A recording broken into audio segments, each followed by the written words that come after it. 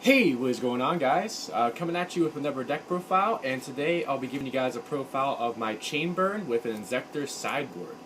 So basically what this is the main deck, of course, is all Chain Burn, and then the side deck is basically 15 cards that are Inzektor based, and then the extra deck is also cards that you would play in an Inzektor deck. Basically the main purpose of it is when you really think about it, when it comes to the opponent siding out against Chain Burn, they'll typically side out their their massive removal cards, their battle traps, their summon stoppers, their effect negation cards, and those kind of things really pave the way for Inzektors to shine. Because really they're signing out those cards for things like Royal Decree, MST, Denko Sekka, Trap Stun, Wiretap, things like that are meant to stop Chain Burn, but are definitely not going to expect to see Inzektors come in and just basically be able to just blow them away if you're able to get off the combos because you don't have anything to stop it. So it's really one of the main purposes. And then the fact too that you have so many stall and draw-based cards just means you're able to draw to your Inzektor cards faster, and that you're actually able to stall out the game long enough to actually be able to pull off your OTKs of Inzektors. So starting off with the main deck here, we have the 2 Lava Golem, of course, as your boss monster for Chain Burn. The free Battle Fader. Basically, the biggest reason I play Fader over Swiss Scarecrow is because it puts a monster on board that can stop an extra attack. And with Solemn Warning at 1 and with Vantage Emptiness at 1, there's a lot less cards out there now currently. And also with the Jinlock ban, there's a lot less cards out there to actually stop Battle Fader from coming onto the field and stopping the battle phase than there were before. So that's why I do prefer Fader over Swiss Scarecrow. You basically just get more value out of it than you do out of Scarecrow. Then we have the free card Cardi for draw power and consistency. Good for game 1 with Chain Burn, and also good game 2 and 3 to help you draw into the bugs. Then for the final monster, we have the 2 Max C for, of course, some more draw power. Now on the spells, we have the 2 Chain Strike, basically the namesake of the deck right here. It would be really crazy if this card came to 3 because it definitely would give a big boost to the deck, but unfortunately it is currently at 2. We have the free Pod Duality for consistency to get to your combo pieces. Then for one-os, we have the 1 day a piece and the 1 Scapegoat. Biggest reason I really like Scapegoat as a tech in here is just because with the 4 Scapegoat tokens, you usually at least stalling yourself out 1 turn unless your opponent's able to get the Scapegoats off the board or stop its summon. And then if you combine it with something like Ojama Trio, you can easily stall out your opponent for multiple turns, or if you're just going against a slower paced deck, you can easily stall them out for multiple turns as well. So now on to the traps.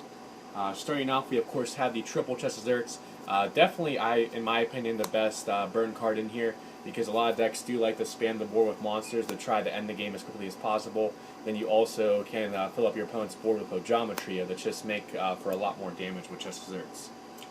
Then we have the 2 Secret Blast and the 1 Secret Barrel. The biggest change I made from the last profile I showed you guys is I did cut 1 Secret Barrel for a card you'll be seeing here in a minute. Basically, before Secret Blast came out, I was just playing the free barrel, and I basically found with the ratio of burn cards, draw cards, and stall cards, with that ratio between Secret Barrel and Chest Desserts, I had just enough burn cards, but not like too many. So that's one of the reasons why I wanted to cut it down. And I really find that with Secret Blast, you have a higher potential to get more burn damage off, because if you're looking at its combo with Ojama Trio, Trio adds 900 damage to Secret Blast, while it only adds 600 damage to Secret Barrel. And then, of course, there's that possibility as well that your opponent will blind MST it, or try to get rid of it with something like Diamond Direwolf, Black Rose, or Exaton Knight, to where you can chain Secret Blast, get the damage on field, and then also get the damage from it being sent to the graveyard by a card effect. So that's why Secret Blast is really, really nice. Then we have the free Accumulated Fortune and free Reckless Greed for some more draw power. The 2 Magic Cylinder. I like this in this variant more than Dimension Wall because of the fact that it not only reduces your opponent's life points to make it easier for you to kill them with the bugs gains 2 and 3, but it also protects the bugs from attack as well to make sure that you keep them on board, like say a Centipede or a Dragonfly on board for the following turn. Then we have the 2 Ojama Trio. Just really good for filling up your opponent's board, hindering their plays, then also filling up their board for more damage with Secret Barrel, Secret Blast, and Chest Desserts. Then we have the 2 Threatening Roar and 2 Oboku for some more stall power. Then for one-ofs, we have the one Balance of Judgment. I did mistakenly leave this out of my last deck profile with Chainburn because I honestly completely forgot about this card and the fact that I actually pulled it from the Clash of Rebellion sneak peek. But this is a really good card because there's a lot of times where your opponent's going to have more cards than you with Chainburn because you're quickly burning through your back row and burning through your resources. So there's a lot of times where you're actually able to get multiple draws off of this with its effect. But the biggest problem and the biggest reason why I only played at 1 is the fact that it's counting both your own cards on field and your cards in hand, and then for the opponent it's only counting their cards on field. So there are a lot of times where this card can be dead and just not really be able to do anything. So that's why I only run the 1 Judgment. Then we have the 1 Ray of Destruction, and then finally the 1 Torrential Tribute, which I took out the Secret Barrel for. And then the biggest reason to play Torrential Tribute is just because it's a really surprise factor card. It's not something that the opponent would expect to see in Chainburn, but it's just really good for stunning your opponent's plays.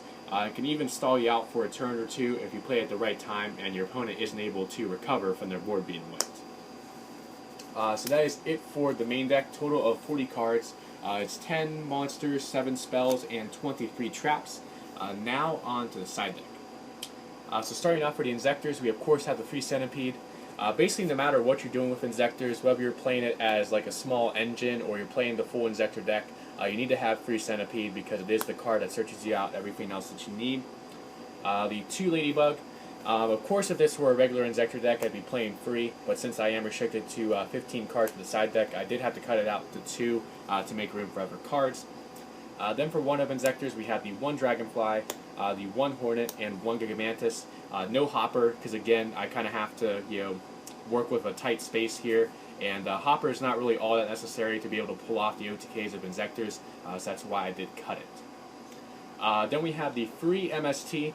So something you can side without the Inzektors if you just want an answer to Roll Decree or counter traps like Wiretap and Satellarnova Alpha. But it is something you also would need to side in if you're siding in the bugs, because of course you can use it against that annoying back row that can stop you, and also use it as a combo card on your own equips when you're trying to go for those pushes for OTKs. Then for one-ofs, we have the 1 Foolish Burial for dumping our bugs, and then the 1 Inzektor Sword, and of course you only need 1 Inzektor Sword for the OTKs, and just multiples would kind of clog. Then for the final side card, we have the 2 Powerful Rebirth. Just really good for recovering your plays if you get wiped out by something like Torrential Tribute, Mirror Force, Solemn Warning, things like that. And it's also good for comboing off for those OTK pushes if, say, you're going into a Shark Fortress or a Leviathan Dragon and you just need a way to get your Dragonfly back to go for more pushes. So that's why I did take out the Hopper and then the 3rd Ladybug to make room for the 2 Rebirth. And then really the only thing I would maybe consider changing about the way this sideboard is set up is if I did have the money to invest in a couple Galaxy Cyclones, I would consider taking out the free MST for 2 Cyclone, since of course you do get multiple uses out of it, and you can use it from the graveyard to pop your own face-up equip card. And then that would make room for an extra card in here, maybe an extra Ladybug, maybe a Mathematician, something like that. So now to wrap it up with the extra deck. So starting off with rank 3s, we have Ghost Regalia card, Leviair for bringing back banished bugs, Mechaquit for protecting the bugs, Leviathan Dragon, and then number 30 Acid Golem. You definitely could consider playing Dante over Leviathan Dragon if you had the money for that, but I personally am just fine with playing Leviathan. Then for 4s, we have Abyss Dweller, Castel, Exciton Knight, and the combo of Ptolemies and Diamond for Burning Abyss and Shadals. You definitely could consider, maybe instead of, say, the Dweller or Exciton, playing number 66 Master Key Beetle for regular Inzektors if you have Floodgates in the side deck to protect, like, say, Imperial Iron Wall or Soul Drain. But in this variant, where you're not really looking to protect that much, I really don't see a need for Master Key Beetle. Then for 5s, we have Durendel. Really just a good generic card and can be really good in the Necros matchup for trying to get around Valkyris. Exostag, Volcasaurus, Shark Fortress for the OTKs, and then finally Gaia Dragon to overlay on top of your ranked 5s. So that is it for the deck profile on my Chainburn Inzektors. I do hope you guys enjoyed it. Please remember to like, comment, and subscribe, and let me know in the comment section below what you think about this variant of Inzektors, or this variant of Chainburn with the Inzektors in the sideboard. So thank you guys so much for watching, and I will catch you guys next time.